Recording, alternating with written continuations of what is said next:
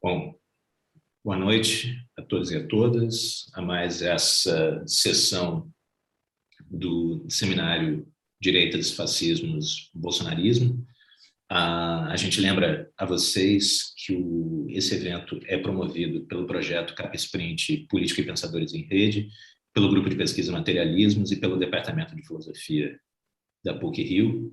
Aliás, eu gostaria de começar hoje, já que hoje é a minha última sessão como MC, começar hoje fazendo um agradecimento ao nosso coordenador do Departamento de Filosofia da PUC-Rio, professor Edgar Lira, pelo apoio dele à organização do evento. A gente lembra vocês também que o nosso evento conta com o auxílio luxuoso da tradução simultânea das palestras internacionais realizada pelos intérpretes formandos do curso de formação de intérpretes de conferência da PUC-Rio. A gente agradece muitíssimo a equipe pela disposição e pelo auxílio deles, que é indispensável para a boa realização do nosso evento. A gente lembra a vocês ainda, como a gente tem lembrado em toda a sessão, que a editora UBU está oferecendo aos participantes do evento um desconto de 20% na compra de todos os livros do seu catálogo. Vocês podem usar esse desconto para fazer compras pelo site da UBU. No momento da compra, é só vocês botarem esse código que eu acabei de digitar aqui no chat para poderem fazer uso do desconto. E, bom, na sessão de hoje, então, a gente tem o prazer de contar com a presença do Quinn Slobodian, que é historiador da Alemanha moderna e da história internacional, um foco no século XX em particularmente nas relações Norte-Sul, movimentos sociais e a história intelectual do neoliberalismo. Dentro desse interesse dele na história intelectual do neoliberalismo, ele publicou um livro excelente, que eu recomendo muito a todo mundo, chamado Globalists, The End of Empire and the Birth of Neoliberalism, Globalistas, o fim do Império e o nascimento do neoliberalismo, que saiu pela Harvard University Press em 2018. Ele também publicou pela Duke University Press Foreign Front, Third World Politics in Sixties West Germany, frente estrangeiro, política terceiro-mundista na Alemanha dos anos 60, e Comrades of Color, East Germany in the Cold War World, pela Berghahn Books, em 2015, Camaradas de Cor, a Alemanha Oriental no mundo da Guerra Fria. Além disso, ele tem publicado diversos artigos, capítulos de livros e artigos em revistas como The Journal of Global History, American Historical Review e Journal of Contemporary History, além de escrever para publicações, para a imprensa em geral, em publicações como The New York Times, New Statesman, The Baffler e Dissent. Ele é professor no Wellesley College e, mais recentemente, foi um fellow na Weatherhead Initiative on Global History da Universidade de Harvard. Eu acabo de ler, eu estava traduzindo ao vivo a bio dele, que estava em inglês, acabo de descobrir que logo abaixo a bio já estava traduzida em português. Então é isso fique de lição para vocês, que vocês devem olhar o arquivo inteiro para evitar de ter que fazer esse tipo de coisa. Bom, com isso, então, eu tenho o prazer de passar a palavra para o Quinn. Quinn, welcome, and the floor is yours. Thanks very much, and to Rodrigo and everyone else for making this happen. I'm very happy to be in the company of people whose work I really admire, Rodrigo himself, as well as Alberto Toscano and Melinda Cooper, whose talks I look forward to watching on YouTube when I have some time away from my 5-year-old. Okay, so the title of my talk today is Zone Fever on the Far Right's Capitalism. And if you've been reading the things I've been writing in the last couple of years, some of this might be familiar to you, but I want to introduce it all in sort of one small package here to give us something to talk about and something to think about in terms of the intertangled relationships between what we call neoliberalism on the one hand and far right or right-wing politics on the other. I think that this is necessary because the story of the resurgence of the far right in the last few years has been curiously disconnected from the question of capitalism. For example, a recent book on the far right today, that's the title, does not include the term capitalism once. 4 other recent books on the alt-right and the white power movement barely mention it, 1 or 2 mentions. A 4th book only says that the alt-right is, quote, skeptical of global capitalism. In these books, references to the word identity outnumber references to capitalism at a ratio of several dozen to 1.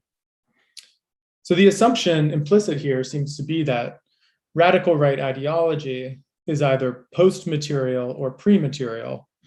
It somehow inhabits a space of culture detached from issues of production and distribution.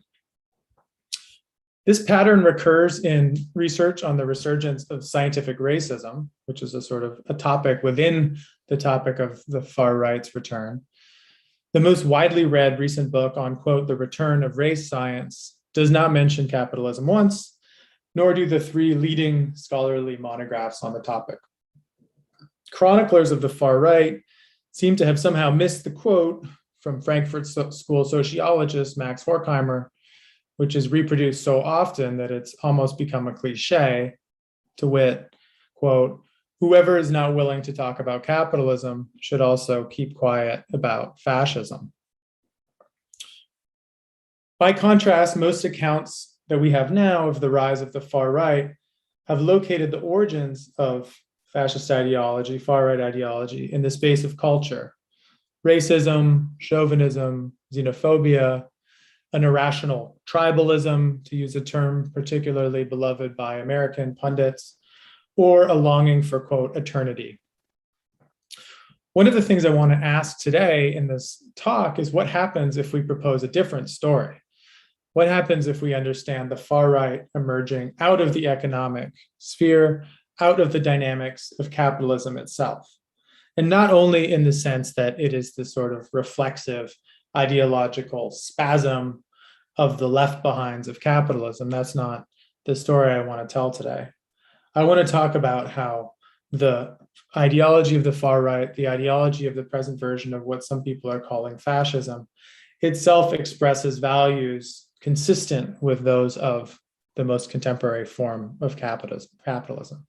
That is, the goals of profit, survival, competition, the tools and techniques of investment, both literal and metaphorical, and exit, both literal and metaphorical. So my argument is that despite an often nostalgic rhetoric, talk of the past or eternity, the ideology of much of the far right may point back to an earlier stage of history, but also fuses it to a more extreme version of the present dominant ideology. Missing this essential fact, which I will spend the rest of this talk explaining, means, I think, misrecognizing the specific nature of the far-right phenomenon of the present. The contemporary far-right, of course, did not sort of come as an atavistic memory of a period of the 1930s directly into the present. Rather, it emerged from the last 40 years of global capitalism, which has been characterized by an era of footloose mobile finance, when nations have had to transform themselves into what scholars call competition states in an endless quest for mobile credit and foreign investment. In these last decades, states have had to battle for supremacy or survival within a blizzard of new rankings, right? Both mainstream and extreme, from the alphabet rankings of bond rating and credit rating agencies and the World Bank's Doing Business Index to new, more boutique ratings of economic freedom, or in its more dubious psychological variation, hierarchies of aggregate national IQ. So I think here is where we need to go searching as a first step for the capitalism of the far right. So what do we get from this new narrative? How do we get to this new narrative? It helps, I think, to return to some of the stories that we have told so far about the recent history, the recent past of global history. One of the most popular stories we tell about the world from these last 3 or 4 decades already is that it saw the unstoppable rise of an ideology that subjects all domains of life, from marriage and child rearing to education and politics, to the test of the market. Government and workplace alike are exposed to a barrage of audits, cost-benefit calculations, productivity assessments, in a way that holds true across the earth. So whether you are a finance minister in Botswana negotiating cuts in hospital funding with the IMF, or an Amazon warehouse worker in Alabama being watched over electronically and having your pay cut for failing to hit your delivery targets, our every gesture, sentiment, and choice, as we are now very well aware, comes with a price tag, a cost, and is a certain kind of a wager. And most of us, of course, feel like we are on the losing end of that wager. The word that critics have used to describe this system is neoliberalism. And in the most widely circulated version of the story, neoliberalism is nothing more than capitalism on steroids. It's capital's wet dream, a global marketplace cut loose from all fetters of regulation to allow money, goods, and jobs to crisscross the earth, seeking sites of greatest profit and fleeing from the unprofitable sites. The outcome, of course, has been rising per capita income in parts of the world, especially India and China, but stagnating wages and rising inequality in much the rest of it. Rising inequality everywhere within countries. Neoliberalism, as we hear about it in sort of popular discussions, in political forums, seems to have only one rabbit in its hat: more markets, more markets, more markets. Climate change, carbon credits. Public education is falling apart, charter schools, and adjunct labor. Crime is rising, private prisons, private security. In the end, of course, the markets only deepen the problem they set out to fix.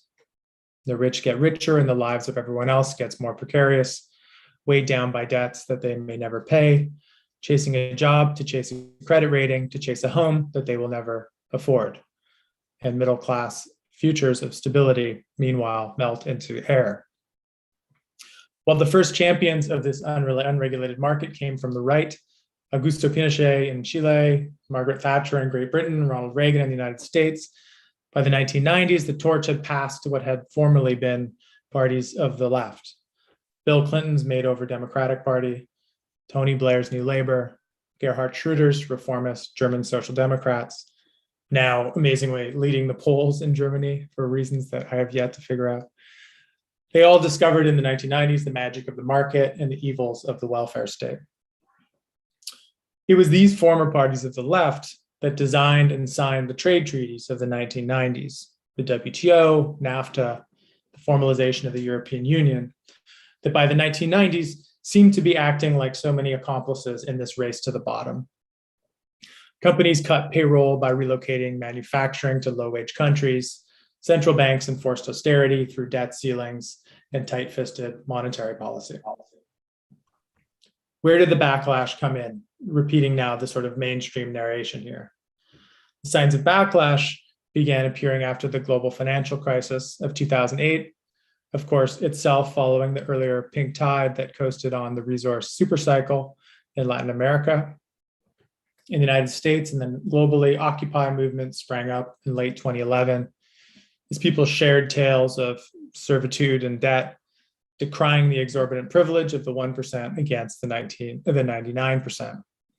The movement of the squares in Spain and Greece named the enemy, called it neoliberalism, and called for more collective politics based on social justice, horizontal cooperation, and more democracy. But of course, the real reckoning came in 2016. To the surprise of many, the reckoning against globalization, as it was a reckoning against neoliberalism, came not from the left, but seemingly from the right. First, in June 2016, voters in the United Kingdom chose to leave the European Union, long described as an iron cage of neoliberalism. The victorious campaign for leave wielded the 1990s rhetoric of openness as a bludgeon against those who had produced ever more exposure to precariousness and poverty within the UK. The call was to take back control, restore sovereignty of British policy, law, and finance. They stoked xenophobic anxiety, of course, with images of long lines of refugees, declaring that a breaking point had been reached. An even greater earthquake hit world politics in November 2016, when the real estate developer and reality TV host Donald Trump was elected US president. Remarkably, much of the winning candidate's rhetoric read superficially as a critique of neoliberalism. Trump frequently denounced, quote, globalism on the campaign trail, and his closing campaign ad targeted, quote, a global power structure that is responsible for the economic decisions that have robbed our working class, stripped our country of its wealth, and put that money into the pockets of a handful of larger corporations and political entities. It was very interesting to watch this, right? Because you had people like Thomas Frank and Naomi Klein responding a little bit flat-footedly or with their mouths agape a bit to find the right really pickpocketing the critiques of neoliberalism that had been used by the left and putting a new sinister spin on them. The person, of course, in this case, responsible for the wording was likely Steve Bannon, Trump's effective political strategist during the campaign, who proudly touted Trump's populism and his economic nationalism, both in person and on Bannon's own online news outlet, Breitbart. Beyond Bannon, one of Trump's economic advisors, Peter Navarro, had also produced a film in 2012 about, quote, how America lost its manufacturing base, which was funded by Nucor, one of the biggest US steel companies, slammed the collusion of big business with governments under organizations like the WTO and NAFTA, very anti-corporate, very pro-union, actually, arguing that there had been collusion between elites, corporate and governmental, to sap the country of decent jobs and offer only cheaply made consumer goods in exchange. Extremely xenophobic rhetoric produced by Peter Navarro, who has sort of helped to shift the real discourse in the United States in the US-China relationship. It seemed like, right, I mean, it's crazy to revisit this recent years of history to realize that for a moment there was a real disorientation and confusion, at least in the United States, because it seemed like the sort of avenging angel against neoliberalism had come from this unexpected quarter, right? Cornel West, the activist and political philosopher, echoed the sentiment of many when he wrote after the election, quote, the neoliberal era had ended with a neo-fascist bang, end quote. This rise of right-wing parties, both in the US and UK, and of course in Brazil, seemed to fit the pattern of what the star sociologist Wolfgang Streeck called, quote, the return of the repressed. National Front leader Marine Le Pen came close to winning the French presidency a year later, denouncing Brussels and the globalists. Later that year, the Alternative for Germany party became the official opposition in the German parliament, the first far-right party to enter the Bundestag in the history of the post-fascist republic. In Austria, the far-right Freedom Party became part of the ruling coalition. In early 2018, the far-right Lega formed a government in Italy with the techno-libertarian Five Star movement. Even the moderate conservative Theresa May, who had supported Remain herself, took up this sort of anti-globalist, anti-cosmopolitan tune when she announced at the party congress that, quote, "If you believe you are a citizen of the world, you're a citizen of nowhere," end quote. Politics seem to be experiencing a kind of a once-in-a-generation realignment. The neoliberal consensus, at least many believed, appeared to be dead. To many people watching, this right-wing backlash seemed to be de novo, a political beast born out of the neglect of the many people left behind by the wave of economic globalization since the early 1990s. Davos man, to use Samuel Huntington's name for this sort of globalist corporate governmental elite hybrid sitting atop a Swiss mountain, Davos man stood ashamed in front of the masses. And in a series of electoral defeats for the center and the left, the world's elites were reaping the fruits of the inequality and democratic disempowerment that they themselves had sown. The Economist called this a new political divide between open and closed national economies, while scholars lined up to explain how this so-called inward turn was a natural reaction to deepening chasms of wealth inequality. They all agreed that you'd have to be some course correction. So some of the legitimate grievances of the poor would be catered to without pandering to the more overtly xenophobic aspects. This was discussed as a matter of drawbridge up or drawbridge down. So there was a very clean narrative that was produced by around 2016, 2017, right? It was a vision of either an open society, which was a neoliberal society, which had been tried from the 1990s, 2000s, and into the 2010s. It had failed the test, and now it was experiencing a backlash, right? So now what did the backlash look like? Tariffs, trade wars, borders, or anti-immigrant rhetoric. It looked like a period of withdrawal and isolation. But my argument here is that basically this story is wrong. I think that the most important ideas actually driving the victories of the right in this period were not actually about reversing capitalism, but accelerating it. With nations, continents, and territories actually hurtling forward at ever greater velocity in a spirit of ruthless competition. In other words, this supposed right-wing backlash is more like a front lash. What looks like a rejection of neoliberalism, in many cases, is a kind of aversion of it.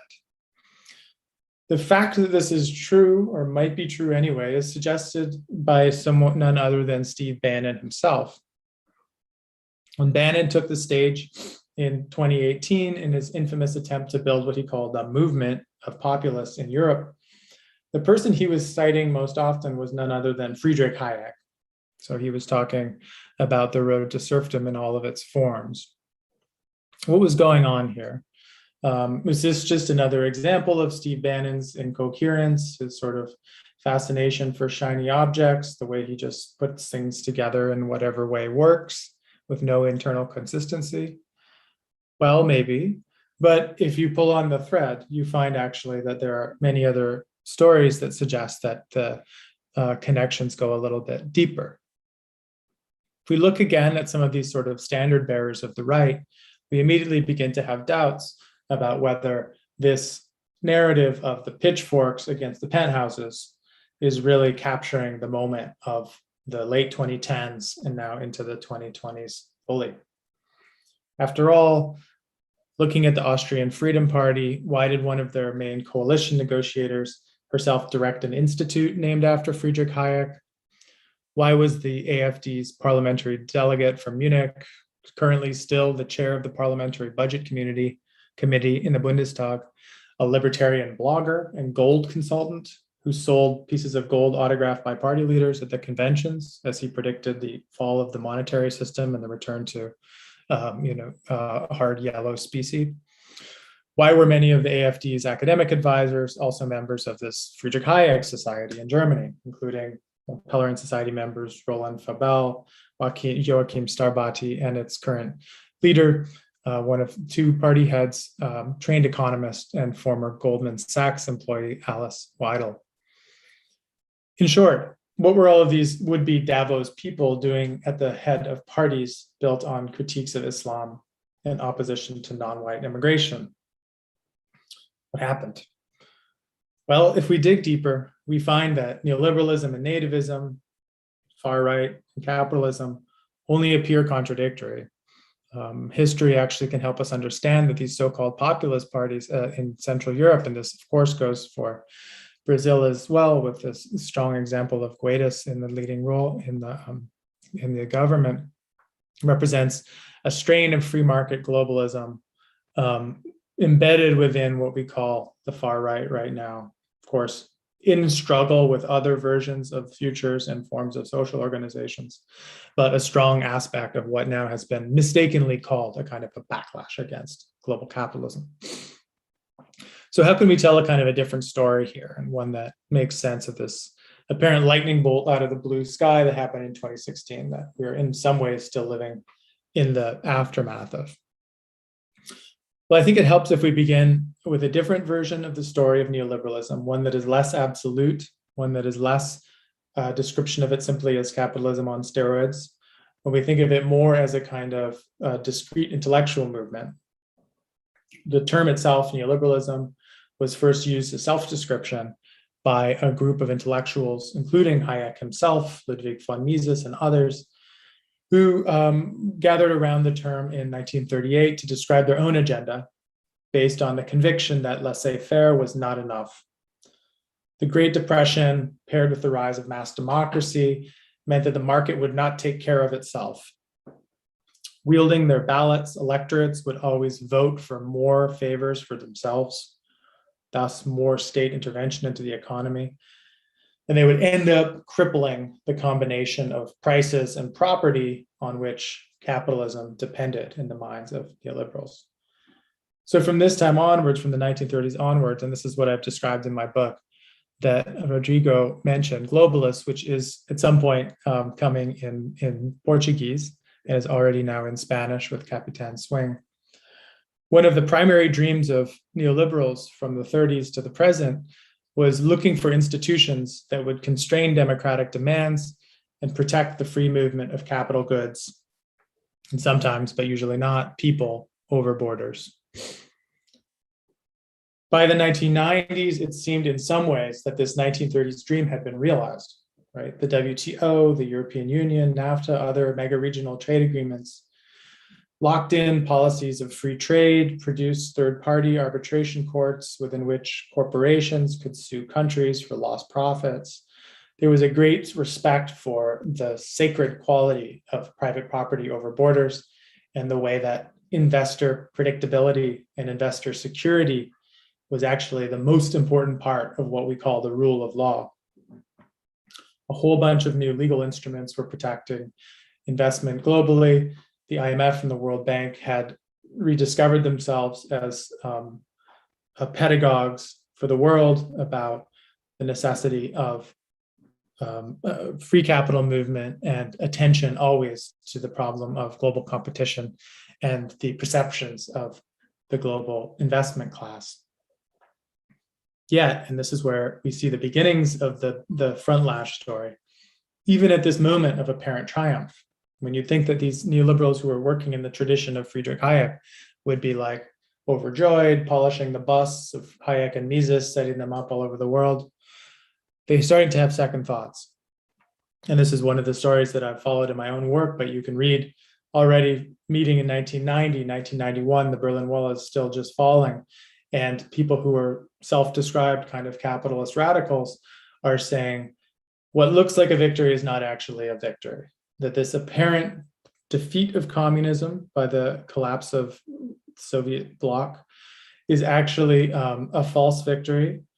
Two major issues remain. One is the problem of social democracy, the way that the state, the size of the state budgets in places like the United States, the UK, Germany, keep on growing, even in this supposed era of neoliberalism.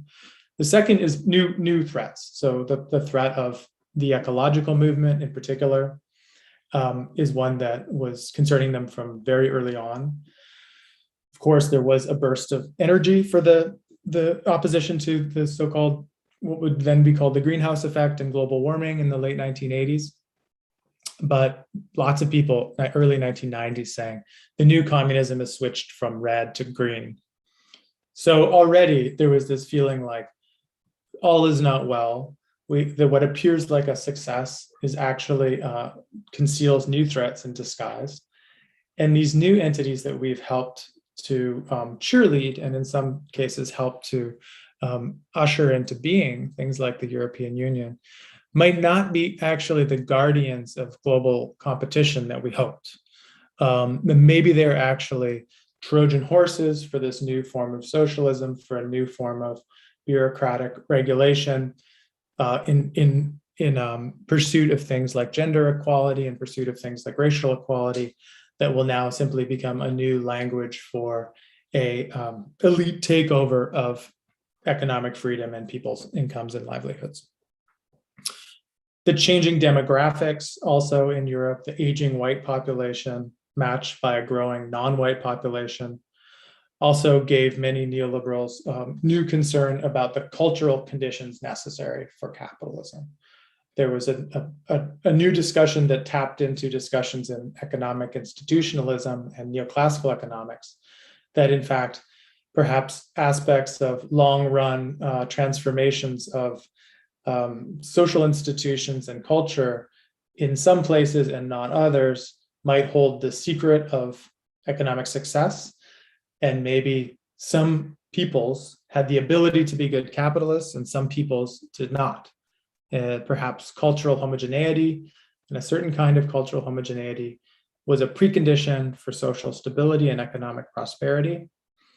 And the peaceful conduct of market exchange actually required sort of extra economic elements. Neoliberals since the 1930s had always been interested in extra economic things. But usually they focused on aspects like law, religion, or morality, sort of fusing principles from conservatism with principles of liberalism. In the 1990s, there was a new discussion about what is called sociobiology, what we think of now as evolutionary psychology, aspects of neuroscience that became all the more popular and sort of voguish as the Human Genome Project unfolded. You get suddenly a lot more talk about the hard sciences and the human sciences amongst these sort of classical liberals and neoliberals in the 1990s and 2000s.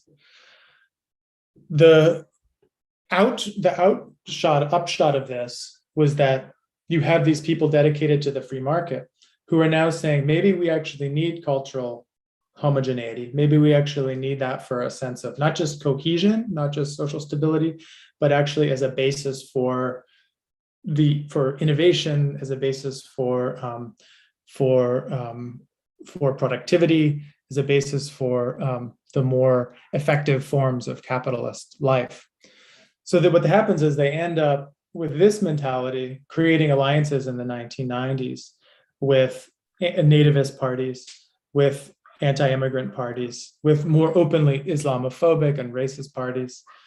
A couple of examples there would be, for example, the Vlaams Blok in Belgium, a far-right party, the National Front itself, who was formed as a kind of a fusion of more pro-austerity neoliberal principles with culturally minded anti-immigrant principles.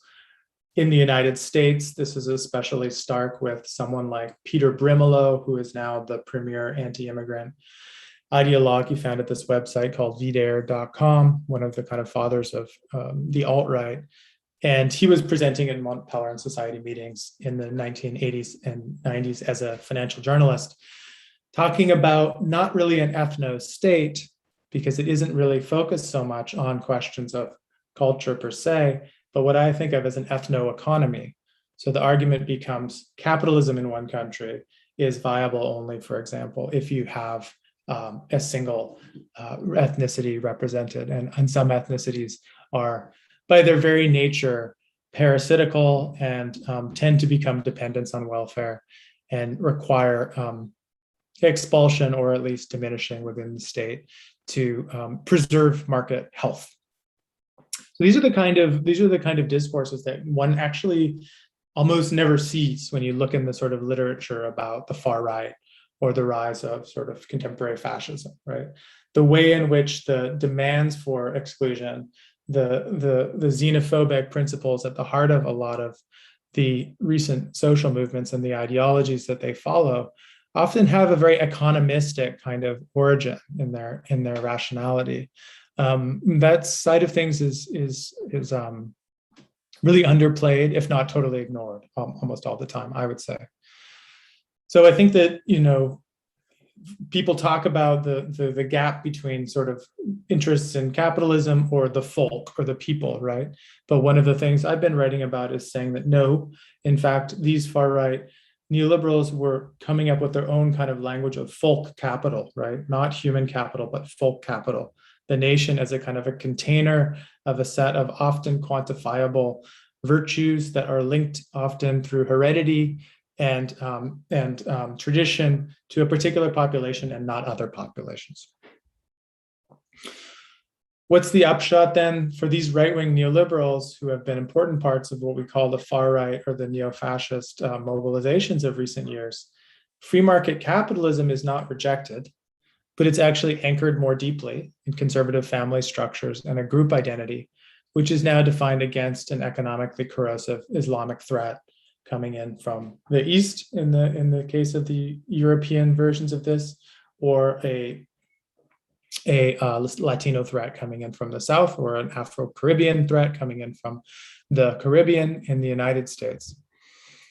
So this is not, of course, the only story one can tell about the rise of the far right, but it is one story which is often not told about the far right, which is the way that the ideology aspect has emerged often from within neoliberalism rather than in opposition to it. So it becomes a kind of a variety of a kind of a market conserving political economic thought rather than a backlash against it or something that emerged in as a kind of rejection of it. So this is hard. It's harder to describe than just simply open and closed, because it's obviously not a kind of embrace of the particular form of multilateral trade globalism that we've become familiar with from the 1990s until roughly 2016. But it also is not, in most cases, thinking sort of filing through the versions of far right ideology from the last years on the world stage, usually not a rejection of, for example, the international division of labor, or the idea of the need for international trade, or even often the need for new forms of trade agreements that can be used to regulate exchange between nations or blocks, right, or continents.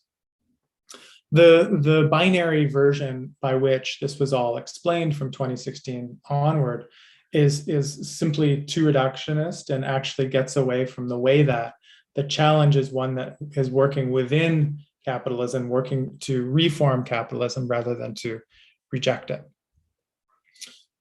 So I think that one of the things that can help us do a kind of intellectual genealogy of this new capitalism of the far right is to think about the kind of political geography that it implies as well, right? So what are the big stories we tell about the 20th century? And this is also true about my book, the Globalist book that Rodrigo mentioned. Usually the story we tell about the 20th century, at least when we're not talking about Latin America, because empire ended earlier in Latin America, obviously. But when you're talking about Europe and its overseas colony, there's a story about and Asia, there's a story about the era of empire passing through the Cold War to an era of nation states, right? So that by the end of the 20th century, where you're looking at a kind of a world landscape that is divided up into a mosaic of self-determining national containers. This happens in it doesn't happen evenly across the 20th century. There's really three main points when this happens. So the first time it happens, and these ones will be memorable. If you've read the book, you'll know what I'm talking about here. The first time is after the First World War, the end of the land-based empires in Europe, the Ottoman Empire, the Russian Empire, the Habsburg Empire, around 1918, 1920s. Those empires break up and turn into smaller self-determining nation states. The next big rupture, which I call the sort of second secession, is in the 1950s and 1960s, as European overseas empire winds down in sub-Saharan Africa, Asia. You get a big spike of new sovereign states in 1960 and in the early 1960s. And then the third secession, great secession in the 20th century, is after the end of the Soviet Union, when the former socialist world breaks up into self-determining republics, the dissolution of Yugoslavia, and so on. Why am I mentioning this in the context of the rise of the far right? Well, in the moments of those first two secessions, the sort of 1920s and then the 1960s, there was really only one kind of horizon of politics. And that horizon of politics basically was the sovereign nation state, right? There were visions of things like federal union in West Africa, of course, and various forms of continental cooperation. But basically what you were looking for when you produced a new polity was you wanted your own nation state. By the 1990s, global capitalism had sort of changed the landscape of the world economy. So there wasn't just the kind of horizon line of the nation state anymore. Rather, there was a new entity which geographers and political economists called the zone, that had arisen within nation states, beyond nation states, around nation states. The zones were enclaves that were carved out of national territory, where the usual powers of taxation and regulation were lifted. Foreign investors could come in, not be taxed, often effectively write their own rules. These were export processing zones, right? Fenced off as kind of nodes in a global value chain. These were tax havens, places where money could go and effectively escape being drawn into revenue for the taxing state. Started popping up in the 1960s in places like Puerto Rico and Taiwan, Ireland. But in the 1980s and 90s, these zones multiplied many, many times over, so that by the time of the 2000s, you had literally tens of thousands of spaces within nations, which were not of the nation. They were somehow extraterritorial, as they were described, and produced this sort of as what the anthropologist Aiwa Ong calls a kind of graduated sovereignty. So sovereignty is not something that is even within a national territory. It's filled with holes and it's filled with patchwork, spaces of exception. This model followed in some ways its most rigorous pioneer, which was the People's Republic of China. Beginning in the 1980s, the beginning of the 1980s, China started to speak about the arrangement it would have with Taiwan once it absorbed Taiwan again as one country, two systems. It then talked about a relationship with Hong Kong, which would also be one country, two systems. That one, of course, came to exist. Taiwan is, as of yet, not absorbed into the PRC. The zone logic proposes something similar. I think it's helpful to think of it as one country, many systems. So the idea is no longer the kind of system conflict of the Cold War. You have one bloc thinking one thing political economically, another thinking another thing, and they're aligned against each other in this mammoth standoff. Rather, even within the same nation, you can have places that have more and less rights, more and less accountability, more and less oversight, more and less transparency. And some of these places, for example, are very prominent now in the world system. Think about the London Docklands, for example. Canary Wharf was entirely the product of the creation of one of these zones that was treated differently from the rest of the country and was therefore able to suck in huge amounts of real estate and finance capital and dominate literally the landscape of the UK. The book that I'm writing is kind of explores this world of zones, and not just as kind of the machinery of the global political economy at present that has been done already and quite well by many other scholars, but in an attempt to find through that a way back to the question about the rise of the far right, actually. So in my argument, these zones are not just these sort of inert objective spaces that simply fulfill a function for investors and then otherwise leave our imagination untouched. Rather, I think that the zone actually serves many functions, implicitly and sometimes explicitly, for the capitalist right. The specter of the zone and the threat of capital flight helps and has been essential to blackmail out of existence the remains of the social state in Western Europe and North America and beyond, right?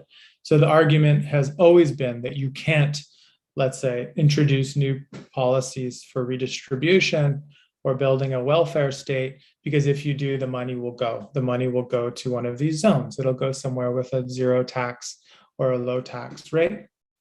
That's true from Ireland to the Grand Cayman Islands to Mauritius or Seychelles or whatever.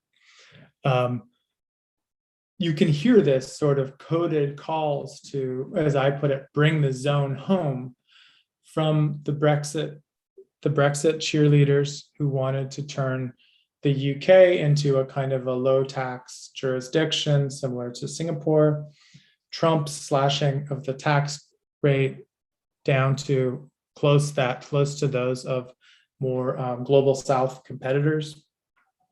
This, by the way, it's worth remembering that this was really Trump's only legislative achievement, was the tax cuts, right? I mean, for all the rhetoric, he ended up doing something that was straight out of the playbook of the Heritage Foundation or the Cato Institute from the 1970s onward. They've been wanting to get to a Hong Kong style corporate tax. Trump, for all of the fireworks and bluster, just did libertarian think tank dirty work. And that was who he was actually as a governing figure, as opposed to a popular form of entertainment. Bringing the zone home means no longer being bound to multilateral institutions that think about nation to nation or intergovernmental treaties, right? It's about punching holes in internationalism and creating extraterritorial space, slipping the noose of international governance. The zone also showcases a belief in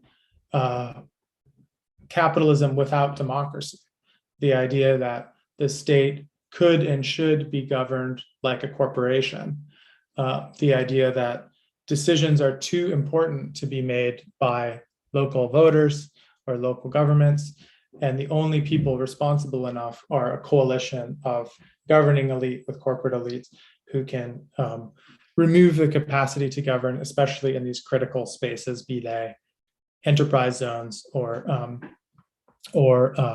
as Obama called them, promise zones, where the local government is overruled by new things like urban development corporations and so on. There's a way that, as I described in my book, and I don't have time to get into here, these sort of long colonial holdouts like Hong Kong into the 1990s, or newly created zones in places like Ciskei and late apartheid South Africa, the authoritarian enclaves of the United Arab Emirates, are actually presented as evidence that political freedom might actually be corrosive of economic freedom.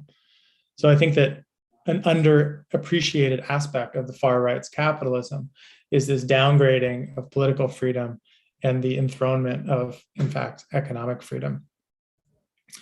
There's some sort of intriguing metaphors that have been proposed by some neoliberals to think about this different form of political geography. So one of them has been proposed by the neoliberal Nobel Memorial Prize winner James M. Buchanan. In 1997, he proposed something similar to the kind of zone imagination I'm talking about, but he compared instead to the question of satellites in orbit around the Earth. The way he put it is this. He said the Earth's surface has a kind of a gravitational pull, and that gravitational pull is the genetic constraints of the species. So he's saying that there are things about us as humans that make us want to do certain things. He says it pulls peoples and groups towards certain behaviors, and it's a hardwired element of our nature. He said, he said that the Earth wants us to be kind of tribes. We are, as he put it, quote, human animals. We're dealing with a kind of a genetic inheritance. And it would be a problem if we pretended that wasn't true. So he thinks we need to come up with a politics that recognizes that tendency towards tribal, inward-looking collectivism, and that if you divide the world up into just autonomous separate states, then this is a setup actually for conflict and war. So instead, you have the world of the tribe, or what Hayek would call the kind of the world of the savannah. And at the other end of the gravity spectrum is basically pure globalism, what he calls a quote, a centralized unitary polity, which he sees as the kind of deep space, the void. So you don't want to go there, because there you lose all freedom at that end of the spectrum. If you're sucked too far into the tribal nature of human beings, you lose all freedom there too. The task, as he said, was to design satellites that would glide between these two poles, responding to both the hard facts of human nature and the need for economic exchange. And this is, I found myself compelled by this vision for a long time, and I couldn't really figure out why, because on the one hand, it seems kind of anodyne or somehow not very original. Isn't this just the problem of global order, is sort of finding something between total inward-looking organization and then total outward-looking organization?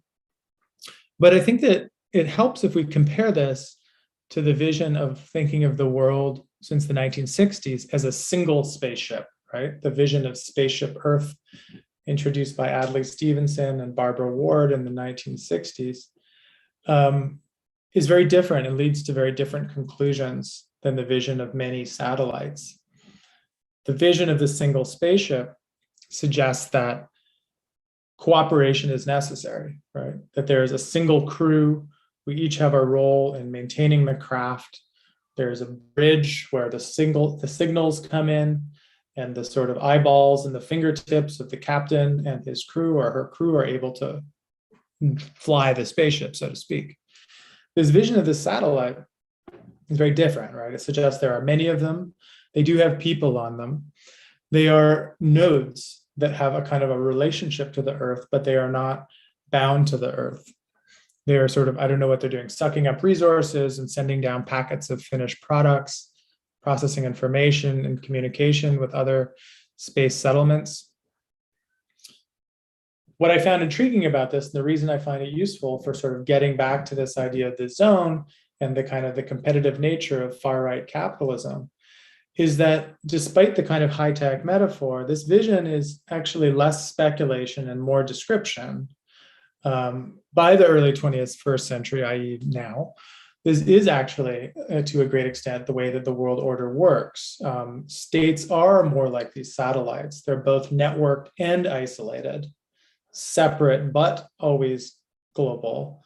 Borders are sort of semi-permeable. Some materials are welcomed onto the settled satellites, others are not. Information does flow more freely. What the insights of this, someone like Buchanan, I think helps us see is the political imagination out of which what we often call the far right actually comes. Buchanan was adamant in his own description that these satellites must always be able to multiply. There was not sort of a fixed number of satellites that must exist. Also, they should remain sort of constantly in low-level conflict with each other while also in cooperation with each other. He, in another helpful metaphor, describes the attention to politics and the attention to collective life, and this works equally well with the satellite metaphor, as a form of investment. So he says the same way we invest in a stock or invest in a piece of property, we invest in politics. We invest in the question of the collective enterprise. The more people there are in a state, the less we invest, because the less we see ourselves as part of the decision-making process. So our identity as political actors is literally the investment of assets. In this case, the investment of our own emotions and our own affect and psychological attention as an asset. I think this is provocative as a framing for helping understand the far right's capitalism, especially when put into conversation with the satellite metaphor, because the common sense interpretation, to come back to it, of the far right has been this idea that it's a backlash against the hyper-capitalism of the last few decades, an irrational eruption of resentment grounded in feelings of deprivation or distance from sites of power. But my argument, again, is that we should see this far-right capitalism as a kind of extension of the dynamics of the past 40 years rather than a rejection of it. To get there, I think we can think about investment. We can think about the question of satellites. We can also turn to another piece of jargon from the financial press, which is the idea of the flight to safety or the flight to quality. So if you read the Financial Times or the Wall Street Journal, they'll say when there's an economic crisis, investors will often flee to safety. They'll seek assets or commodities which are assumed to hold their value, even if they have lower short-term yields. So a classic example would be capital leaving emerging markets or new companies for US Treasury bills or for gold, or moving out of stocks into bonds. A move like this doesn't mean you're withdrawing from the market. Rather, in the jargon, it would be called rebalancing your portfolio, changing the allocation of investments to decrease the risk in a time of volatility. It's a shift in strategy, not a liquidation. My argument is that we can see far-right ideology as presenting itself symbolically and sometimes quite literally as a flight to safety under conditions of uncertainty. Similar to this investment strategy, this doesn't mean withdrawing from collective life or going off the grid, right? Often if people say, well, what is the far right's relationship to economics? Well, they want to detach from capitalism and build outposts in Idaho or whatever. Almost always this isn't true, right? Almost all the forms of far right capitalism we see today are somehow still invested in global cooperation and exchange, but they've shifted the strategy, shifted the forms of engagement. In the terminology of investment, people talk about exiting a position, selling an asset to enter another. We think of exit strategies, I think, as part of the way that far right parties sort of pitch themselves to their voters and realign their relationship to the global market. You can see that every exit doesn't lead to an armed compound in the backwoods or a conversion of the stock into cash. It almost always means a kind of adjustment to shifting circumstances. So a flight to safety can mean a flight to the safety of racial homogeneity or a shared psychological or emotional space. The return of IQ racism is explained well by this desire to have a reliable benchmark of value, a way to measure quality people, in effect, that are of more use than people of other forms, very similar to sort of stock valuation. In one of the starker cases of the interweaving of this sort of symbolic and financial threads of this ideology, gold itself has actually been a central part of a lot of the far right's capitalism in the United States and Germany and the UK. The idea being quite literally that collective life has been debased through the monetary policy of the socialists in power. Therefore, you need to flee to safety, meaning you need to flee to whiteness, you need to flee to gold, you need to flee to the space of the nation. An essential feature, I think, and this is coming to an end here, an essential feature of this far-right capitalism is a very pessimistic view of the future. There's a conviction that there's nothing chill about the future. And there's no security net, no floor, no bottom. Strategies that are being taken are existential. The double move then is a very interesting one, which is to first observe that the world has been disenchanted by capitalism, right? Because the far right does often say that capitalism is bad, but then it offers the safety of something else redeployed within the space of capitalist competition as a way to gain an advantage, whether it's the question of race, territory, gold, nation, place. These are not things that then pretend to remove themselves from the capitalist marketplace, but they're things that are offered as advantages within the jockeying inside the capitalist marketplace. The final edict, I think, that the far right's capitalism leaves us with is to live dangerously, but then to seek safety. And they seek safety in a world in which to not live dangerously is not considered an option. In that sense, they never escape the very primary principle of the capitalism that they do sometimes nevertheless critique. Okay, I think I'll leave it at that and just be happy to chat with whatever thoughts that has left people with. Thank you, Quinn. I'm sure that will raise lots of thoughts in people's heads. Lembrando, não tinha dito no início, mas vocês podem mandar as perguntas de vocês por escrito pelo chat, ou vocês podem nos pedir através do chat que a gente ligue o microfone de vocês para vocês fazerem a pergunta de viva voz. E quem está nos assistindo no YouTube também pode botar a pergunta lá pelo chat do YouTube, que a gente traz a pergunta para cá. Vocês podem fazer as perguntas de vocês em inglês ou em português, que o Quinn tem acesso à tradução simultânea e vocês podem perguntar em português, que ele vai ouvir a tradução em inglês. A gente já tem uma mão levantada. Suponho, então, que seja uma pergunta de viva voz. Tá, já temos, então, José Mateus e a Tatiana. Eu vou unmute o José Mateus. Então,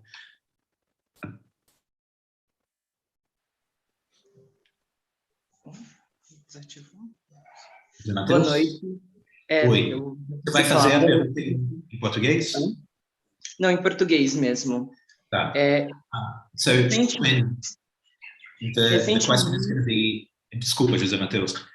Quinn, the question is going to be in Portuguese. So if you can turn on the... I got it already, yeah. Brilliant. Vai lá.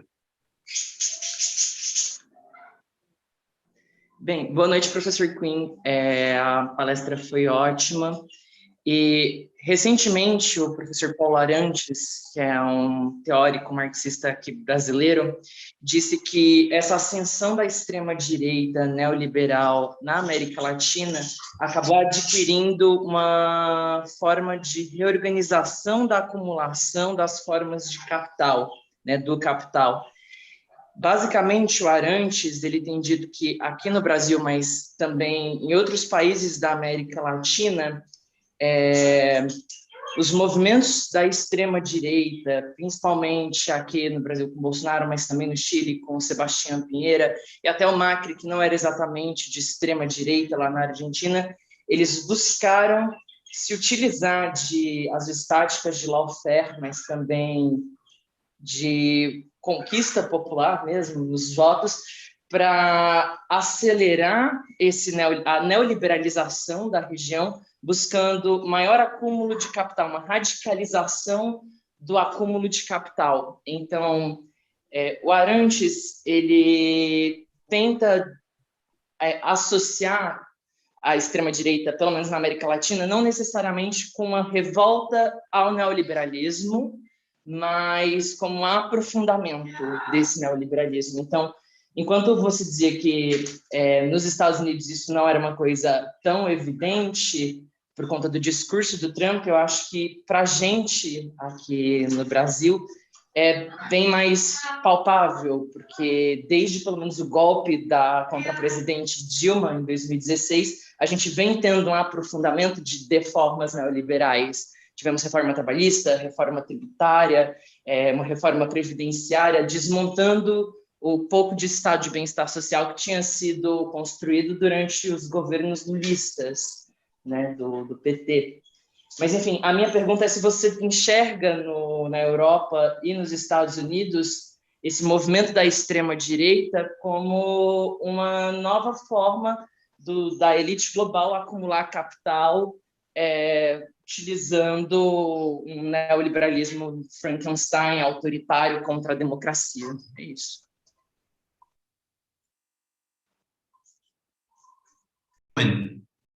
Would you rather? Yeah, no, that's a good question. I think that the more useful ways of trying to understand the specificity of the moment is by doing some of what you're describing, which is to say, which sectors of capital are leading the way here, right? And in the United States, this has been done recently by Doug Henwood with a great piece in Jacobin, where he says, who are the Trump supporters, right? And there are people who are small business owners who feel that they are being, both looked down on by coastal elites, but also are having to deal with less stability, at least through the pandemic, because of the proximity of their businesses to being bankrupt at all times. So there's a miniature authoritarianism that goes along with the boss of a small business that is also often tied to questions of kind of regional extraction. So you think about the boom in oil extraction in the southern United States in the last 10 years, for example, producing a sense on the part of a lot of people that government is not something that can be used to help them realize their accumulation, but is something that is standing in the way. Because the first thing you have to do if you want to understand neoliberalism as a reality is to separate the rhetoric from the reality. And the language of the free market since the 1990s has, of course, always been anything but. And what it actually has been is a new form of state interventionism. And it's a form of state interventionism that's helped some sectors, but hasn't always helped others, right? So the steel industry in the United States is a perfect example of a sector that has suffered through neoliberal globalization. And then in the 2016 and up to the present, served as a constituency to support the aggressive trade war of Trump.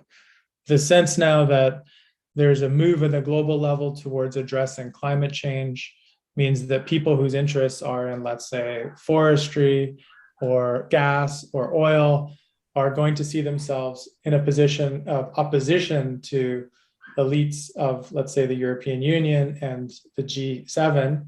So they will have to form, as I think you're saying, a more aggressive form of neoliberalized policy outside of the top level multilateral organizations.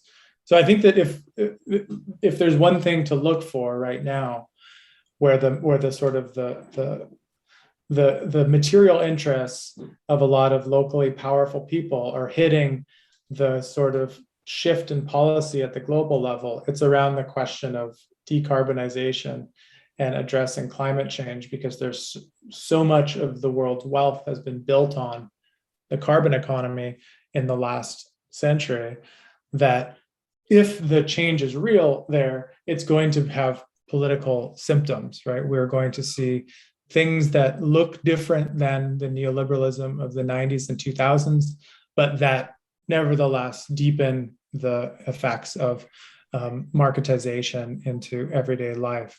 So I think that, and this is sort of the argument of Andreas Malm and the Clara Zetkin collective in this big fat book they wrote on fossil fascism that I hope will be translated into Portuguese which is really excellent.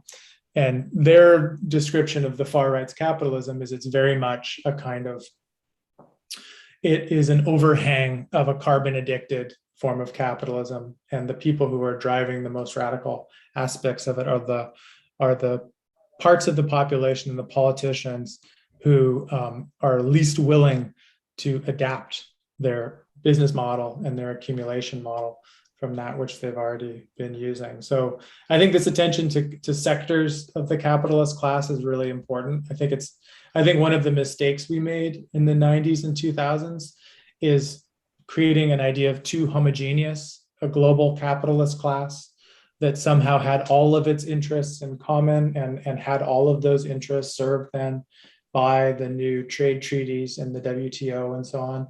That was a mistaken way to understand global political economy, because capitalism is always fighting with itself. And it's very important to follow which sectors of capital are pissed off at certain moments and which ones are, feeling smug or feeling like their interests are being catered to. Thank you, Quinn. Tati, você já está com o microfone? Está aberto. Sim, bom, Quinn, é um prazer, né, te ouvir. Vou falar em português. Eu tenho trabalhado muito com o seu livro, né, dado aula, fiz um vídeo, tenho divulgado bastante, então a editora que está traduzindo o livro aqui no Brasil, que eu não conhecia, me convidou para escrever o prefácio. Então eu estou nesse momento escrevendo o prefácio da tradução do seu livro. E, inclusive, aí estou lendo a tradução, eu não tenho muitos modos de interferir sobre a tradução, não. Eu fui convidada só para fazer o prefácio. Mas, ainda assim, eu acho que tem umas questões interessantes. Inclusive, isso tem a ver com a minha pergunta, por isso eu vou aproveitar para colocar essa ideia, que é uma ideia muito presente no seu livro, né, uma ideia estruturante do livro, que é essa ideia de encasement, né, que está sendo traduzida, não sei se aí a tradução ficou, está sendo traduzida como encapsulamento. E eu não sei se eu gostei muito dessa tradução, ainda que eu não possa interferir, porque eu entendi, e aí eu quero te perguntar, que no seu livro a ideia de encasement, ela remete a um campo semântico dos circuitos mesmo, né? Dos circuitos elétricos. Você até fala isso, que não são as ilhas, são os circuitos. E eu acho que essa ideia de encapsulamento, não sei se traz esse mesmo campo semântico. Talvez a ideia de revestimento fosse mais próxima do original que você quis passar com encasement, né? Então, queria te ouvir um pouquinho sobre isso, porque estou lá, né, fazendo, posso até citar isso no prefácio, mas isso tem a ver com uma pergunta também que eu quero fazer de fundo, que é o seguinte, essa ideia, inclusive, né, que você usa no livro, é para mostrar que né, esse movimento neoliberal sempre teve uma intenção de proteger, de certa forma, a economia da política, né, o império e o domínio, esses dois âmbitos bem separados, e você tem uma frase que eu acho muito boa, logo na introdução, que você diz, a política passou ao tempo passivo, né? Has gone to the passive tense. E eu acho que isso, até você usa aquela frase do Alan Greenspan, né, que também é muito conhecida, e eu acho que outros autores têm destacado também esse fator da política ter passado para o tempo passivo. O Adam Tooze, ele fala bastante isso também no Crashed, né? E que, de certa forma, isso mudou em 2008. Eu acho que aí alguma coisa mudou. Claro que a gente pode chamar isso de neoliberalismo também, não necessariamente é um backlash, mas eu acho que a partir de 2008, algo que ficou muito evidente é que a política voltou ao tempo ativo, né? Não mais saiu do tempo passivo. Então, essa mudança eu acho que é uma mudança essencial da gente caracterizar, e tem tudo a ver com a ascensão da extrema-direita, porque quem capturou, então, a política no tempo ativo e não mais passivo foi a extrema-direita. Então, de certa forma, ela trouxe a política de volta à cena, que é algo que tinha ficado disfarçado por trás de todas essas estratégias que você descreve muito bem no seu livro, e das quais eu destaco também, porque já é a minha área, as estratégias de mascarar a governança neoliberal por trás de formas de governo tecnocráticas, né? Por trás de equações, modelos, como se tudo isso não houvesse escolhas e decisões políticas ali dentro. Né? Eu venho dessa área da filosofia da ciência, história da ciência, então trabalho bastante sobre isso. E acho, inclusive, que o negacionismo é uma reação contra isso. E, dessa maneira, ele é anti-neoliberal, não no sentido amplo, mas nesse sentido específico dessa forma de governança tecnocrática que o neoliberalismo abraçou até a crise de 2008. E aí eu acho que a crise de 2008 é, sim, uma ruptura. Né? Então, queria te ouvir um pouquinho sobre isso. Yeah, thank you. That's exciting to hear you'll be writing the preface for the book. It's funny, I had a lot of discussions with the German translators about this term as well. And the one that we came up with is, it's more like insulation in English, right? And the term in German was Ummantelung, but it's like the rubber around cable. So you're right, I think that it is more like a question of wires and wire work than pills, which is a bit odd. So yeah, no, I agree. I mean, part of my book's attention, I think, was to argue that notion that politics was in the passive tense was always a kind of a rhetorical strategy on the part of politicians to themselves avoid, right, accountability and avoid being blamed for things as they unfolded. So that really remarkable language, when you go back now, of the naturalization of global capitalism, right? The idea that this was like the weather, or it was like the changing of the tides or a season. You just don't hear that anymore, right? And that's one reason why, for all of the horrors that this, right-wing turn has brought with us, it is also a great relief for us to be speaking more frankly about the politics and political economy, and not pretending any longer that it's somehow this automatic mechanism that is not, choosing winners ahead of time effectively.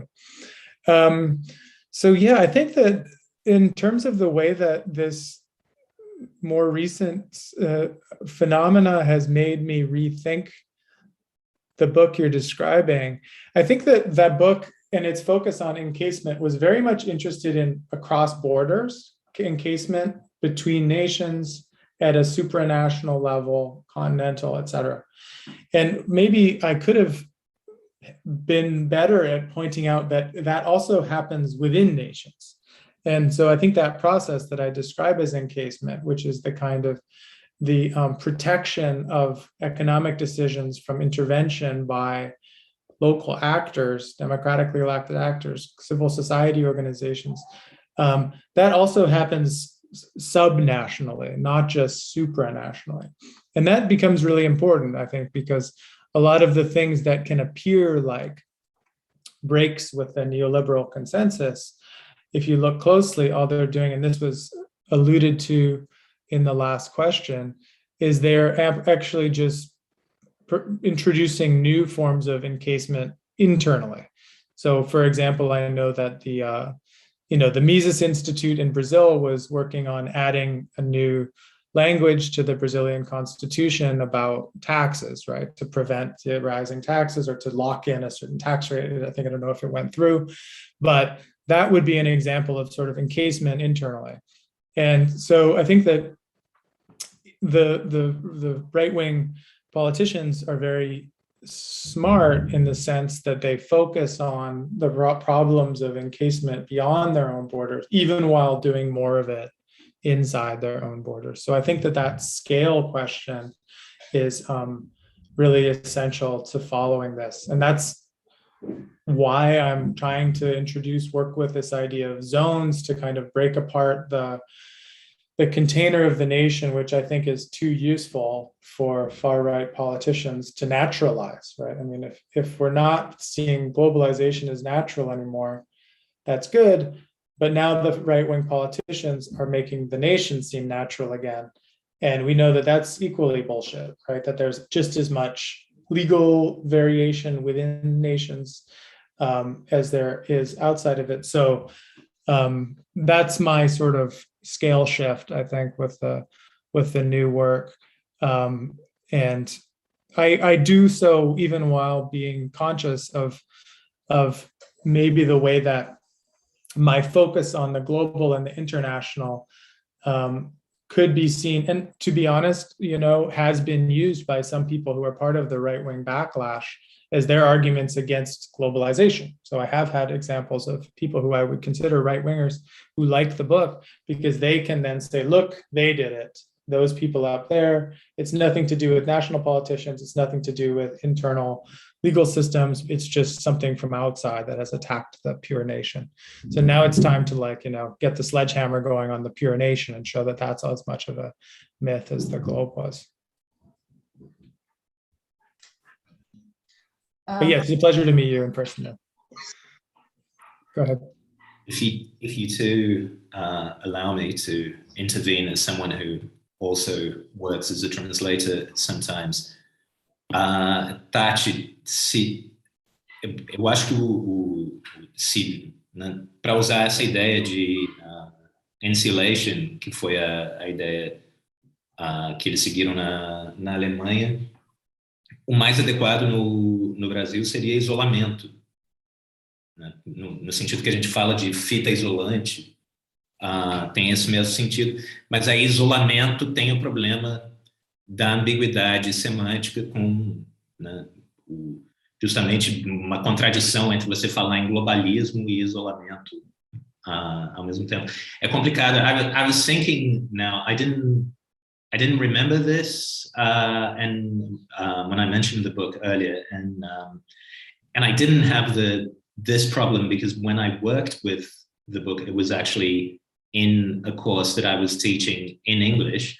But yeah, I remember at the time when I read it, thinking, "Oh, this would be this is tough to translate." So I'm glad I'm not translating it. Yeah, I mean, so I'll say one more thing before we move to the next question. But yeah, no, we don't have good enough metaphors for capturing this middle space between, solitary existence of the nation and then full absorption in the global, right? I mean, the term globalization, every good geographer will always say that includes processes that are both, centrifugal and centripetal, and there's things, new walls are created, they always say that. But still, globalization as a term aims one way, it aims out. There's no way of getting around that. So I'm part of my constant struggle is to try to find new metaphors that can balance that sense of being separate but global, being interconnected but segregated, and the quest continues. That's all I'll say. And encasement is a great metaphor. It's just hard to translate. Yeah. Joyce?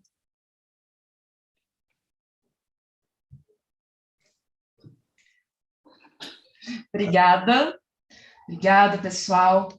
Muito obrigada, professor Quinn. Excelente fala, muito instigante. E, mais uma vez, muito obrigada à organização Adamo, Ronaldo, Rodrigo e aos intérpretes, Tomás e Carolina. E também fiquei muito contente em ouvir a professora Tatiana, sou sua fã, professora, gosto muito dos seus textos.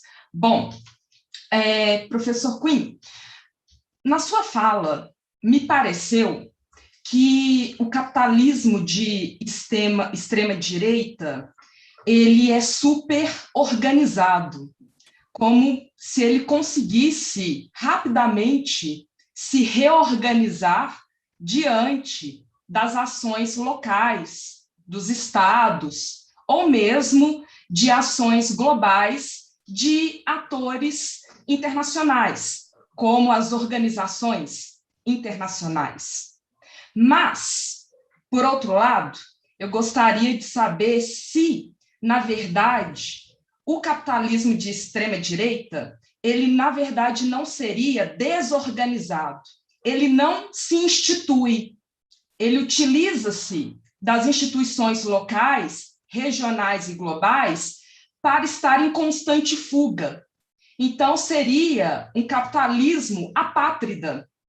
O capitalismo é essencialmente apátrida. Ele é um refugiado constante, não encontra pátria. Nesse sentido, se você concordar, com essa percepção, é possível pensar que há a possibilidade de resistir a esse capitalismo de extrema direita, fora das instituições também, ou a resistência pela sobrevivência humana nesse contexto só poderia se dar pela via institucional? E, nesse sentido, qual que é a noção de segurança para o capitalismo? O que é segurança?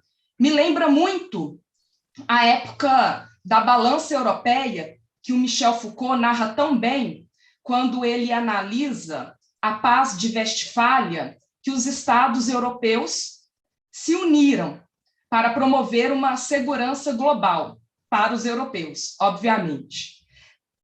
É fácil entender o Estado buscar segurança, mas o capitalismo, o que é segurança para ele? Meramente o lucro? A sua autorreprodução? O que asseguraria a segurança, sendo que esse capitalismo é tão fugitivo, tão apátrida? Essa plutocracia mundial, ela não se ancora, ela não se organiza, como eu pude observar na sua fala. E, por fim, existe algum capitalismo que não seja de extrema direita? Muito obrigada. Wow, yeah, that's quite a question. Even in the translation, I'm sure the original Portuguese is more amazing. No, great. So those are excellent, important, essential points, really. I will answer them this way. I mean, I think that my first point would be that I think it's useful to disaggregate capitalism and capitalists into, as I mentioned earlier, different sectors of capital, because then I think the question looks different. So the answer looks different. It helps, I think, again, to look at the question of climate and carbon, because I think that there are sectors of capitalism that rely so much on a form of profit that cannot function except through putting carbon in the atmosphere, that have a very hard time with making any kind of long-term survival plans, right? They are suicidal in their model of accumulation. It can only work for a certain amount of time. Then, as we all know, the very conditions for its own reproduction will be destroyed and the planet will be, incinerating. The finance capital, by contrast, right? If you look at the United States and look at what people from Goldman Sachs or Citigroup, Bank of America are saying, much more flexible, right? So they are much more mindful of long-term survival. So they're able to say, we will cut off this sector of capital, no more oil, let's say, no more oil from certain sources, and we will pivot towards this new thing, whether it's batteries or new forms of whatever, electric commerce or whatever, electronic commerce. So the question of survival is contingent on the form of accumulation that I think this or that capitalist is engaged in. Some require more people, some less, and so on. So that then leads into the kind of strategies they will use vis-a-vis political authorities, because then some authorities will be more helpful for them in certain kind of accumulation, and others will be less helpful for them. Others will be more willing to say, screw you to the United Nations, we're going to keep cutting the Amazon or whatever. The other ones will say, no, we need to stop because we need to get, capital from the United States and for this. So I think that, I personally see it less monolithically than the way you were describing it, at least in translation. Also, I think that I would agree that the capitalism is not a kind of single-minded organized force, and that it's very opportunistic. That the institutions I mentioned, the European Union, the World Trade Organization, NAFTA, these were not sort of simple, pure expressions of like capitalism. They were fields of conflict that were responding to many different constituencies and parties. Some people wanted, the WTO to produce more, whatever, less inequality. Some people wanted it to protect labor rights. Some people wanted it to do different things. Other people wanted to use it to defend themselves against American unilateralism. They wanted to have some kind of a legal shield against American executive power. So it's necessary to write histories of these things, I think, to say, every institution is a field of conflict, every institution is a field of compromise, and it gets, used and turns into an operation through its activation by different parts of the economy, and it becomes an enemy for other parts of the economy for different reasons. So, I mean, that would be my, my first reaction would be, which capitalists, and no institutions aren't unitary.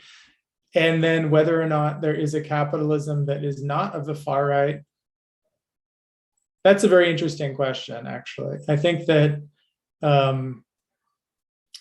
there is capitalism that is more and less willing to consciously reform itself according to a set program, right? I mean, we have very stark examples of that right now in the world, with parts of the capitalist class saying it's necessary to think about the following things: the dominance of big tech, the problems of climate, the problems of the concentrations of wealth, tax evasion. I mean, there's a large block right now that is trying to do reformist capitalism. And then there is a block that is opposed to that, finds that as an existential threat to its own profits, and is going to produce more allies, at the national level. So this is just me sort of speaking more as a historian than a theorist, which is just that these are stories that must be told in sequence and in pieces, and they don't follow, I think, a unitary logic. What I think is interesting about this sort of front lash that I described in my talk is there is something that runs almost opposite to the mainstream story we have that was unfolding, right? That I really think that almost anything you read outside of the New Left Review or Monthly Review would be saying that 2016 was a backlash against global capitalism. There was very few people that were saying, how is this actually an acceleration of existing trends? So I think that that's my target. I think it's too much for me to try to explain the way that the whole political economy works, but it's enough for me to say, what are the big stories that are dominant right now, and how can we either flip them, rethink them in ways that make us see more clearly.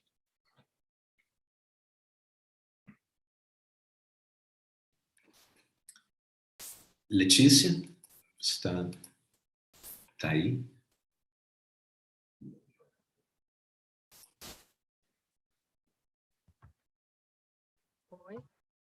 Oi. Está. Acho que melhorou, estava bem baixo essa volume. Oi. Boa noite. Faço em português, inglês? Você que sabe. So maybe I'll go in English then. Good evening, everyone. Quinn, thanks for your talk. I am an anthropologist, and one of the things I found really interesting, one of the many things I found interesting about your talk is that you, at some points, brought to light how important it is for this neoliberal, libertarian, and far-right convergence to have a consistent anthropology behind their rhetoric. By this, I mean the very compelling view about what man is, right? And what is natural and what's spontaneous about man. And I think that spontaneism undergirds a lot of the efficacy of their arguments about how markets work and why they're important. And also on the conservative side about family as a basic unit, right? So, but I'm wondering, because in the Brazilian case of Bolsonaro, another very important part of that anthropology is the role of war and struggle, right? They have a very consistent and central view about man as a being who goes to war and fights against those groups that are an existential threat to their own groups. And of course, this is more evident in the militarized side of it, like Bolsonaro himself and some of his very close allies. But it also, of course, overlaps in important ways with the neoliberal side as well, in the more Spencerian, neo-Darwinian genealogy of neoliberalism, in the idea of struggle for existence and all those, that grammar, right? So I'm wondering, what is the role of this grammar of war and struggle and sovereignty for this ontology of zones and satellites that you are trying to sketch? Because I didn't really see it in your talk, and it must be there somewhere, because I can see that's being very, very central to both, actually to connecting, right, the neoliberal libertarian side of this alliance with the more far-right identitarian one. So thanks, I find it fascinating. I'm looking forward to reading the next book. Thanks.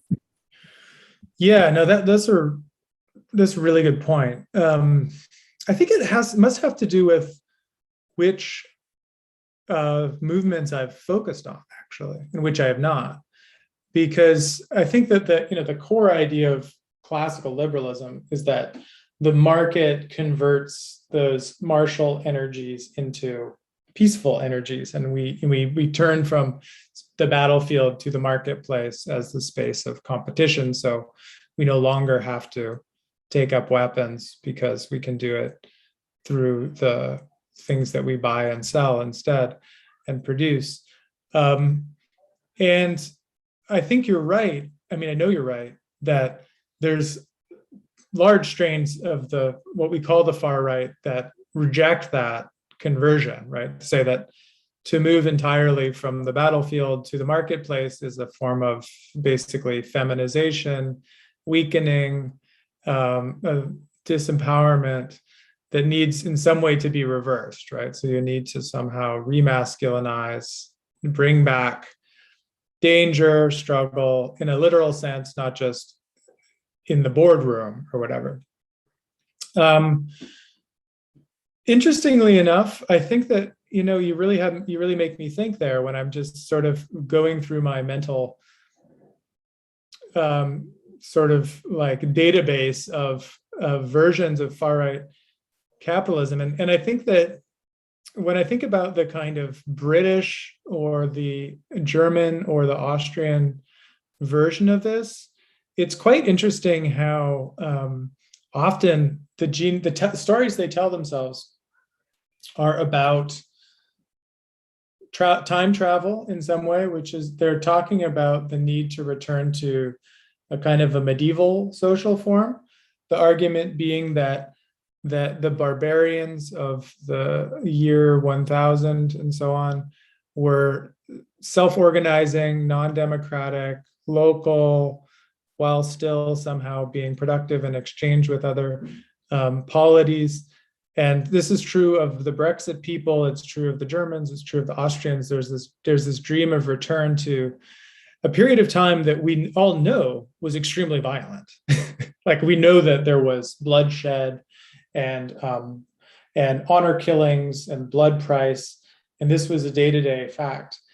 And yet, it's very important for them to edit that out.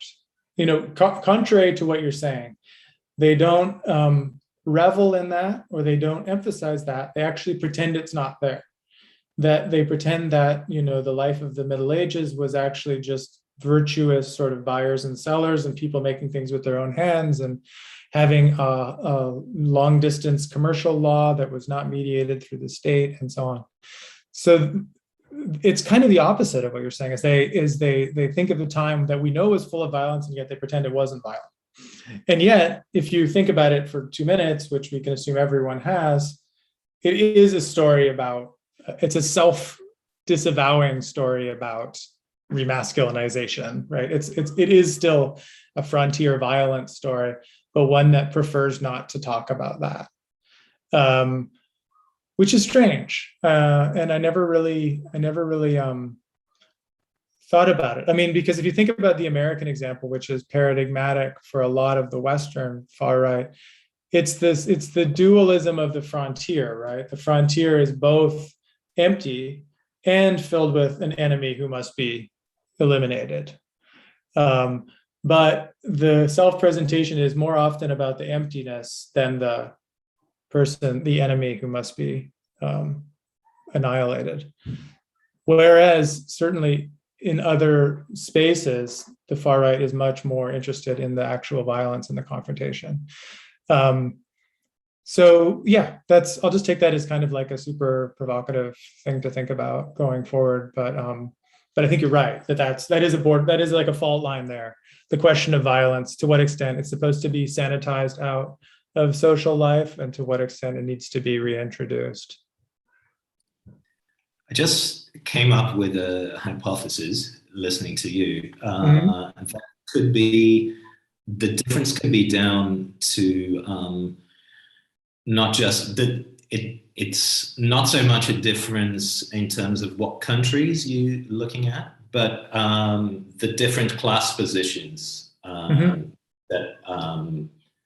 in which you will find this kind of discourse. So the hypothesis I just came up with is that the more, for the capitalist class that's trying to build legitimacy around these ideas, there is an interest in downplaying the war element, the militaristic, the violent element, whereas the more militaristic discourse is the discourse of the foot soldier who's kind of,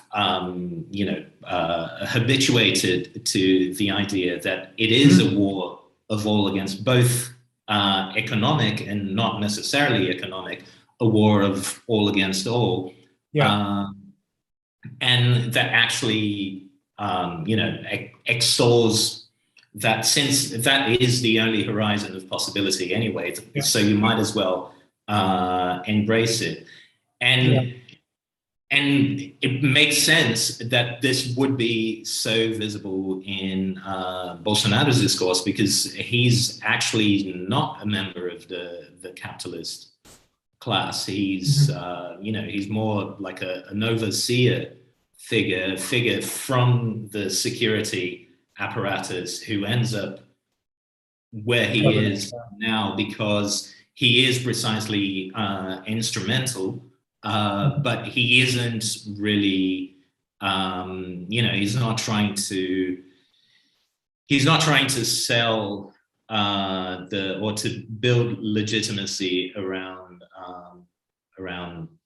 these economic transformations in the way that maybe the people you're looking at, whose discourses you're looking at in Germany, Austria, etc. I think that's really interesting. I mean, it definitely works for the United States, right? Because like in the 90s, for example, there was all of these, in the 2000s, all kinds of sort of militia type uprisings in the American West and the Southwest, the Minutemen guarding the border, the Bundy family contesting state power, claiming federal land for themselves. And those were all like, these hyper-masculine, hyper-armed confrontations. And they were getting tons of kind of back office support, so to speak, from the Cato Institute and Heritage Foundation, who were all saying their grievances are legitimate. These are all, fair. Their demands, federal land should be privatized, and so on. So there is a kind of, division of intellectual labor there, where they kind of let them go out and be the brutish face of it, whereas then they gave the kind of laundered think tank version from behind. And that's true for Austria with the relationship to the younger kind of identitarian movements, or in Germany with the more culturalist, like blood and soil type far right movements, which they would never publicly see as part of their bloc, the AfD, for example, but which they will then sort of give winks and nods to make sure that they're on board. So I think you're right. Yeah, I think that's helpful to think about this, a kind of, well, just the spaces of discourse that I'm focusing on, and the kind of things that would be said and not said, and then the kind of like uneasy alliances that exist outside of those, those more like genteel spaces of self-description. So Quinn, I had a question too, but that would probably take us a little bit over time. Are you okay with? That's okay. Yeah, that's fine. Yeah. 10 minutes or something. Great.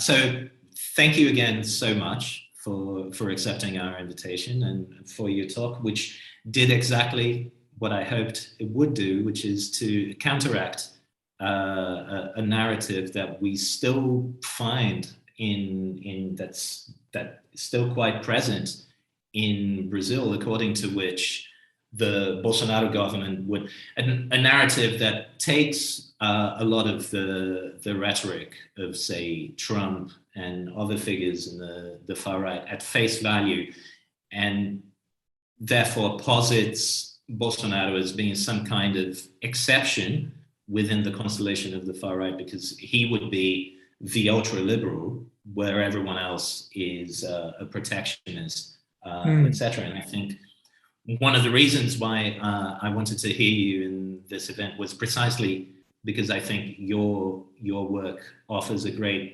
antidote to that account. I think my two questions kind of revisit the same terrain of the first question you answered. So maybe, it could be that it's already covered in stuff that you said earlier. The first one has to do with like the interests of different class fractions or different fractions of capital, and in the sense that even though you do a great job of pointing out the ways in which these discourses aren't being mobilized, these far-right discourses aren't being mobilized simply, as a return to protectionism, a move away from globalism, etc., the usual account that you criticize. There's still an element, I think we saw this very strongly in Brexit, and it's also a strong element in Brazil, where we look at the Bolsonaro government and its impact on the economy, and we still think, whose interest is this? In whose interest is this actually? Like this looks like a mess. Who is actually profiting from this? And I was wondering if you think it is possible to make some kind of generalization in terms of globally, what are the fractions of capital that profit from this turn in the last decade, or if you think this is only an analysis to be made case by case, as you seem to be making, which seemed to be a point that you were making earlier, that you have to look in each case at what fractions of capital are benefiting or stand to benefit from these political moves. And the other question, so if we can make any sort of generalization that would point to a global transformation of capitalism, or you think it's only possible to analyze it case by case? And the other question, which I'm surprised it hasn't come up yet, so I'm going to make it, which is the $6 trillion question that's on the table at the moment.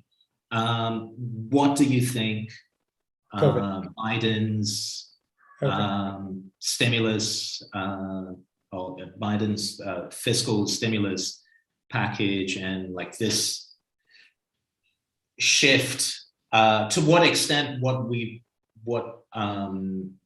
seen since the election, to what extent do you think what we've seen since Biden's election and Trump's defeat actually points towards a shift, and what kind of shift that is? How does that change the game? So yeah, those would be the two questions.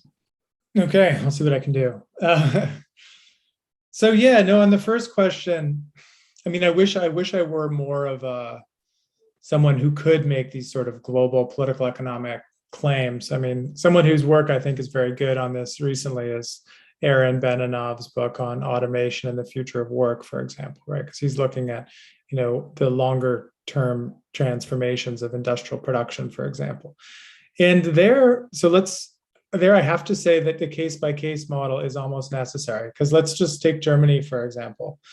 In whose interest would it be to leave the European Union or leave the euro? Certainly not almost anyone in the German capitalist class. I mean, it's super useful to have a low-wage hinterland in Eastern Europe and beyond, to keep, the rates of borrowing down, to keep the cost of the rate of production low, and then to be able to profit from, high-value exports. I mean, it doesn't make sense from a strictly dollars and cents capitalist point of view to be against European integration for Germany.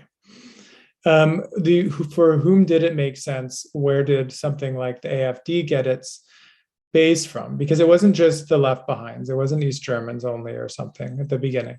It was savers, right? If you were an elderly saver with a bank account that you were used to making a small amount of interest off of, and now you were making nothing, or even with this vision of negative interest rates, maybe even losing money by saving it, that pisses you off, right? That looks like a kind of a perversion of the capitalism as you expected it to work. You've been told it worked, and you start looking for people to blame, and it becomes, well, the Greeks, the Spaniards, and so on. So that narrative is pretty easy to reconstruct. It doesn't necessarily work the same if you look at the United States, for example, right? I mean, like, why leave NAFTA? Why leave the WTO? These things are actually working in your favor already. And I think that the fact that the Trump administration left NAFTA and then quickly recreated something that looked almost exactly like NAFTA, right, tells you something there about how the lack of the radical nature of this as a kind of that as a challenge to the existing models of political economy.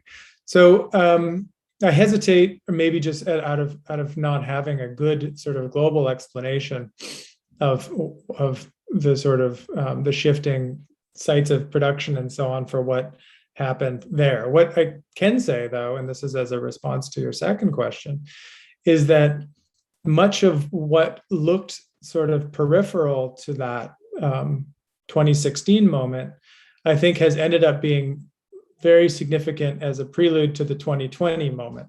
So I'll use the example there of the trade war. So the confrontation with China in particular is a very interesting sort of event to try to think about, because it was, on the one hand, the biggest break with global economic trade orthodoxy since the 1930s, right? It was the most radical shifting of the American attitude towards trade since the days of Cordell Hull as Secretary of State.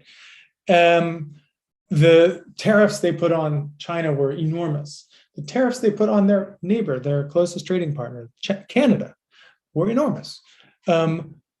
What did the public think? They barely noticed. The public couldn't even care less. What happened to the cost of goods? It wobbled. Washing machines became a little more expensive. Refrigerators became more expensive.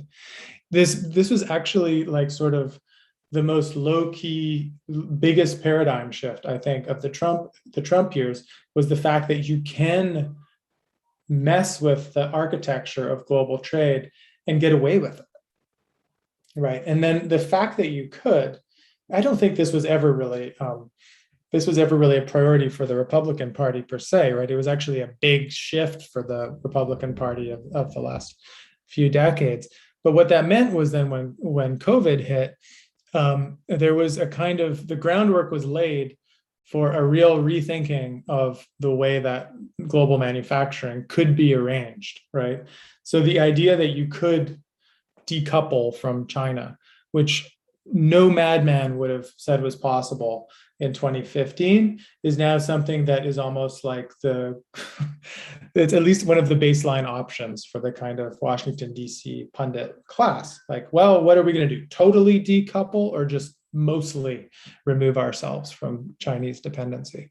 So that the trade war prepared a new kind of possibility for a new geoeconomic reality that involved much more what is now called euphemistically, supply chain resilience, much more onshoring and reshoring things that had been always sent overseas if the cost was cheaper, right? And fair enough, right? I mean, if you are highly reliant on a digital economy, and then you wake up one day and realize that almost all of the semiconductors in the world are made in Taiwan, one country, if not there, then China. And if in China, then often with Taiwanese investment, then that should strike you as a problem. Why shouldn't that strike you as a problem? I mean, there shouldn't be so much reliant on individual markets globally. It makes sense to think about more centers for manufacturing self-reliance. So I think that was a real change that not everyone realized was happening in 2016. They didn't realize that would be a lasting change and not just a momentary interruption of the status quo, after which everyone would go back to free trade as usual, right? So that initiated something that I think we are still living with through into the Biden administration. So trade as a paradigm, free trade as a paradigm, is for the moment gone, I would say, right? I mean, the WTO is not functioning. There is a totally new attitude towards the relationship between markets. The question is, does that mean that neoliberalism is dead, right? Does that mean that Biden has somehow slain the beast? Well, obviously not, right? Because even the packages the dream versions of these bills that they wrote up in February have been chopped away down to 1/3. There'll be probably 1/4 of what was originally proposed by the time, if they get through the Congress, right? And so by that time, you are not in the space of a paradigm shift, because those are spending packages that are mapped out over the course of a decade. They involve responses to climate challenges that are in no way, up to the actual demands of the moment. That will, by necessity, leave us in this mode of sort of piecemeal adaptation from emergency to emergency in a way that will certainly continue to privilege the already privileged and leave those less privileged, by the wayside. So I think that in some hypothetical world, if the kind of all the progressive think tank people who found their way into Washington in the Biden administration, because there were a lot of them, if they had somehow had carte blanche to do everything that they wanted and just somehow spirit it through Congress, then we might be talking about something that really looked different for everyday life inside of the United States. But that's not what happened. It hit the kind of entrenched centrism of American political mentality. It will hit challenges state to state. It will hit Supreme Court challenges. If you think about the fact that, the Florida governor and the Texas governor is allowing COVID cases to pile up just so he can both make hay with his right-wing supporters, and then can have a disaster that he can blame on Biden in the next midterms. I mean, the sadism of the American political class is, something to be reckoned with. So it's not going to let the paradigm shift without a lot of blood being shed, I think, along the way. That will be the sunny note that I think I can leave this. So neoliberalism not dead. You heard here first. Take it to the bank. Bom, gente, muito obrigado a todos vocês que vieram. Muito obrigado a Carolina e ao Tomás, os nossos tradutores. Thank you very, very much, Quinn, for a great talk and conversation. Yes. Especially thank you to the translators. That was excellent. That was an excellent job. I've never heard it done so well. So wonderful work. Okay, folks. Goodbye from Canada. Thank you. E a gente continua amanhã às 19 horas com o Ronaldo, me lembra César quem? Kirali e Pedro. Com César Kirali e o Pedro Duarte. So, obrigado a todo mundo. Thank you very much, Quinn. Até amanhã.